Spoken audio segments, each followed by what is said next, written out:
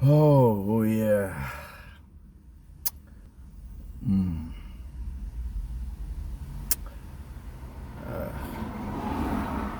Welcome to my channel, guys. Um, my name is Delano. I'm wearing this look, maybe quite a worried look. I don't feel really good right now. I don't feel really good right now. There are too many issues that that are going through my mind. Too many issues, especially things happening, back home in Nigeria, my country. You know, it bothers me. Why do we have well established religious institutions in Nigeria? Christianity, Islam, and the traditional religion. Why are they're so engrafted and so deep into the system in Nigeria, and they,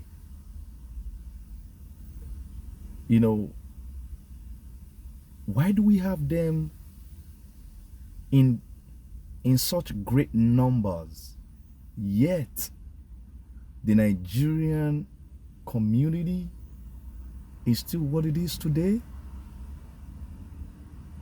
What's the much ado about nothing? Because it no longer makes sense to me. Why do we have churches? And I'm going to be particular about churches right now because I think they have the greatest number. Because you have churches, especially in cities like Lagos, Ibadan, Abuja, Port Harcourt, and everywhere in Nigeria. They have their mushroom settings everywhere. They turn shops into churches everywhere. Church. And if you must know, I'm a pastor myself, even though I'm not proud about it. I'm not proud about it because sometimes I wonder, what exactly is God addressing with the number of pastors that we have in Nigeria, including myself? Because I don't see a lot that the church is doing in terms of affecting the lifestyle of the people. Why do we have so many churches, yet Nigeria is rated as about the poorest country in the world, is labeled as a corrupt country? Lagos recently was labeled by an international organization as the most dangerous city in the world. And this is the same Lagos where you have extreme religiosity. I don't get it. I actually don't get it. What is the essence of religion if not to enhance character, to promote godly values and godly system? But I don't see that. Nations where they don't carry religion on their head are doing far better. Not perfect, but they're doing far better. There is There is a sense of humanity in what these nations are doing. Nations like America that is being, criticized for their excessive promotion of freedom, or for their promotion of excessive freedom. But their people are living better. They have human sympathy. They have love for everyone. Fine, there are a couple of haters here and there, couple of homicide here and there, homophobic attacks here and there.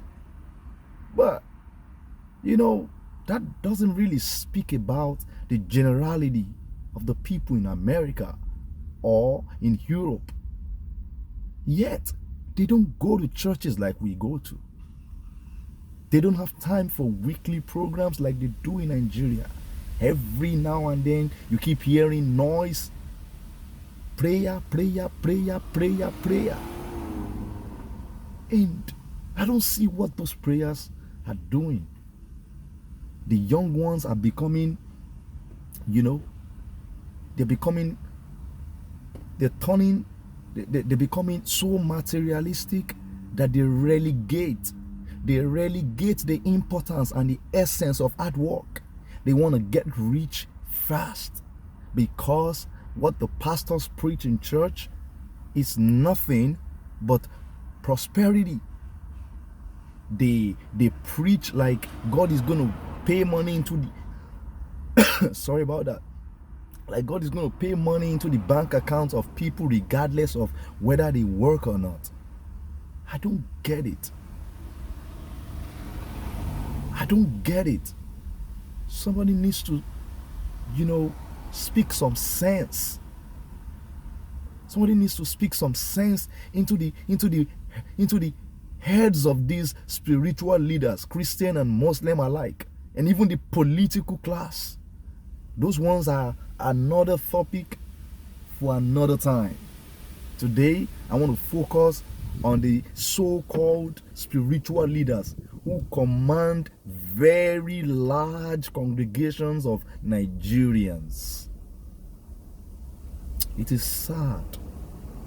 It is sad that what the church in Nigeria is known for is to raise money, not raise people, not raise institutions, not raise values, not raise character, not raise,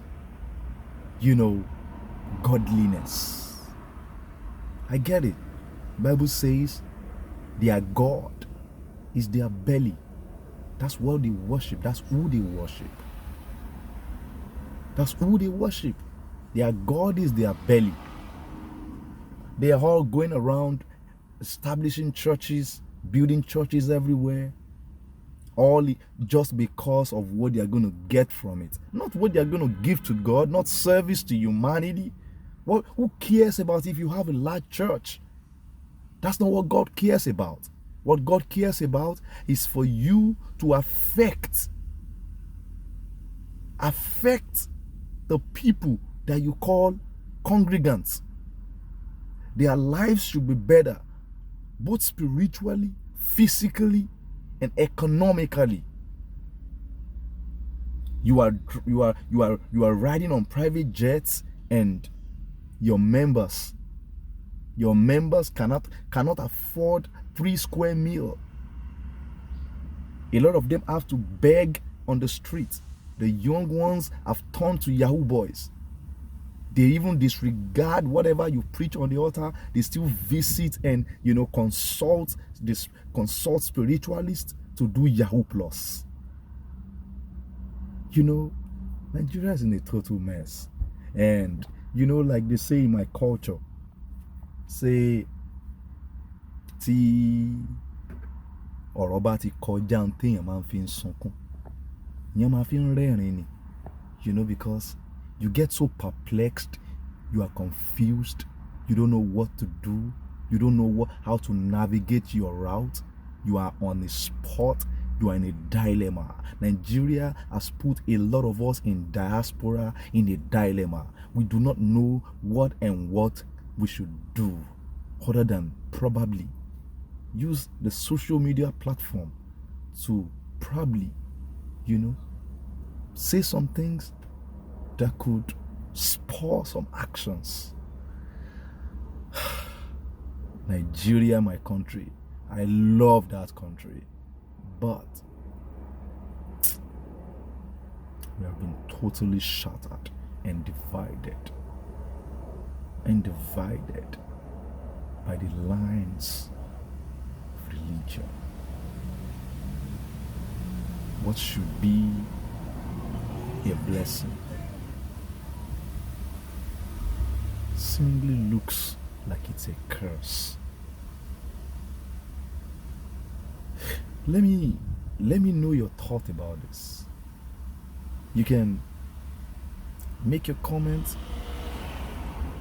I don't know.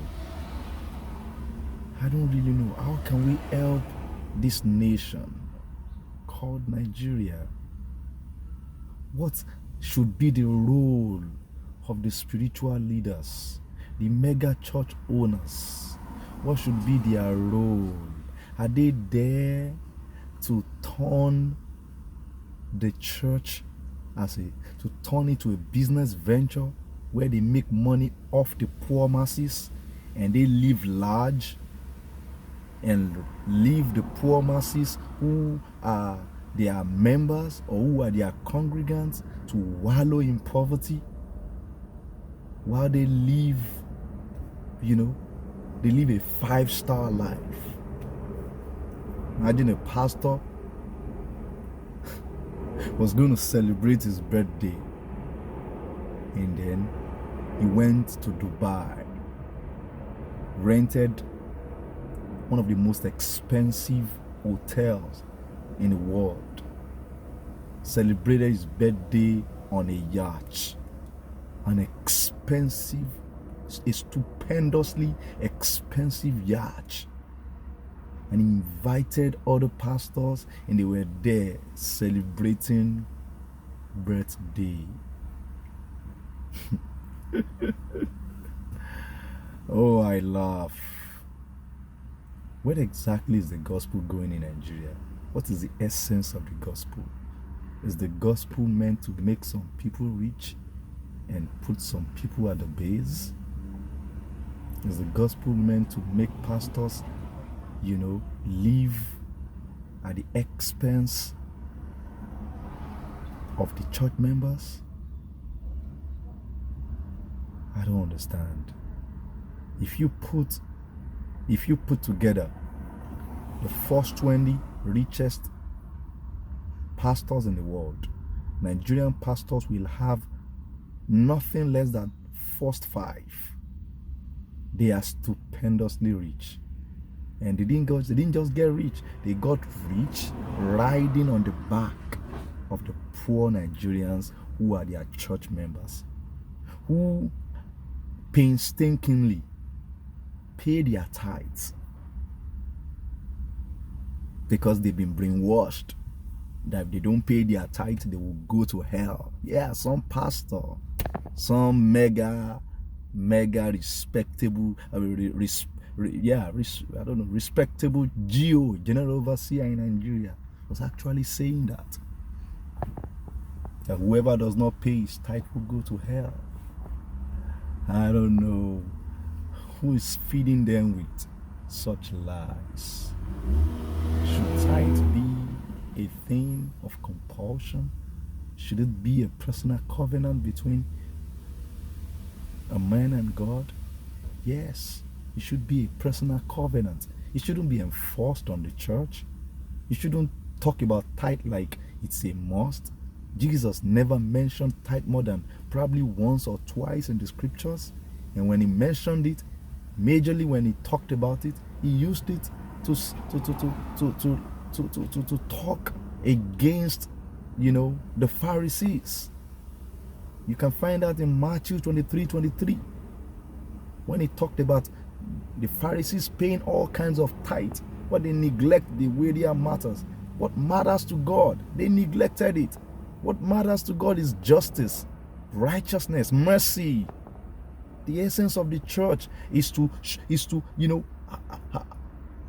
raise the poor, take people from open to reality. But all you give the people is hope, and they keep open. Fine, if they hope for Christ, they hope for salvation at the end of the day, that is one type of hope. But the hope you give them, they come for prayers from morning to night. They go to church every week, raising their hopes, telling them, yeah, it's gonna be good. When you are not sitting on hope, you are actually feeding on reality, feeding on the poor reality of these people. God will judge you. All general overseers in Nigeria that are not doing things right. I know there are a few general overseers who don't even want to be, called general overseers. They either will remain brother or evangelist. I know them. Those ones don't talk about tithe in their church. They don't place it above other things like these general overseers do. I know there are a few, but all you other general overseers that you are overseeing poverty in your church, overseeing mediocrity in your church, overseeing laziness of mind in your church, God will judge you. God is the one that will judge you, and I promise you, you will not go scot-free. Luke chapter 17, probably verse 1, was talking about offense must but come. It says, but woe unto him through whom offense cometh. All of you general overseers, you are a bundle of offense unto the unsuspecting church members, and you will be judged. You will be judged except you change your ways. Change your ways, general overseers in Nigeria. Change your ways. Let there be even distribution of wealth. Raise the standard of living of your members in whatever capacity you can. Raise it and stop giving them false hopes. I pray the Lord give you a repentant heart and you turn away from your evil, turn away from your wickedness, you wicked fowls. And I'm just gonna stay, rest my case on this subject matter right here and right now. Thank you for watching this video. Share it. Subscribe to this channel. Maybe God will touch their heart and they will change for the better. Thank you. Bye.